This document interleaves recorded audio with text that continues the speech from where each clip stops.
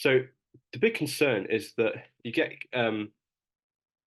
by simply choosing one marker to look at, um, this can be exclusionary because it leads to cases where people who have lived their whole lives as a like under a certain sex category are excluded because they don't meet whichever they don't meet the standards of whichever biological marker has been taken to be authoritative.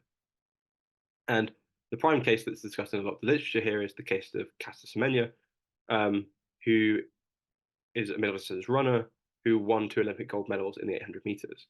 Um, so one of the things that is, I think, quite an illuminating quote of how people responded to Semenya's case um, was this quote here, which is, quote, "She's a woman, but maybe not 100%."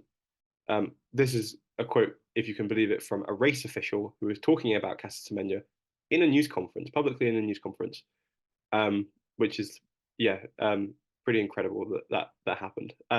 So to give you some background on this case, so Caster Semenya was assigned female at birth. So when she was born, um, her birth was designated as being a female birth.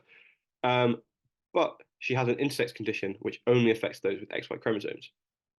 Specifically, her condition causes her to produce abnormally high levels of testosterone. So this is her condition falls under this category of what's called DSD, which is differences in sexual development. So Semenya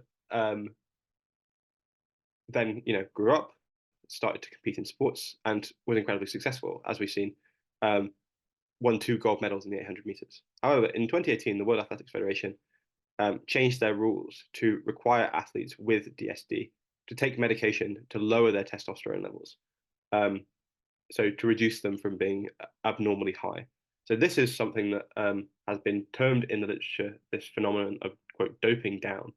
This idea of um, taking drugs to um, inhibit your kind of performance as an athlete. So instead of doping up or just doping generally, where we think of people taking performance enhancing drugs to improve their abilities, this is something where Semenya was forced, or if she wanted to continue competing, would have been forced to take drugs which were medically unnecessary to lower her testosterone levels, such to try and level the playing field between um, her and the other athletes in her categories.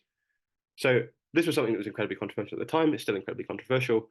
Semenya's case was brought before the European Court of Human Rights, which ruled that she had been discriminated against.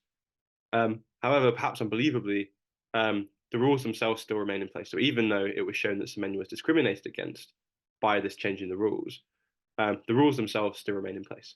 So one of the things that's really interesting about Semenya's case then is that it doesn't seem like this goes.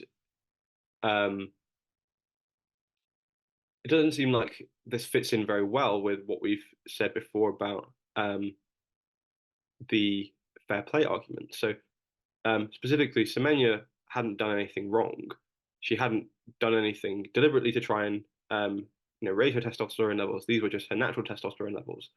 And in the Olympics, as we've seen, there are not any other measures that are taken to try and eliminate natural advantage. So Michael Phelps doesn't have to have a handicap because he has a natural advantage. It's only in this case of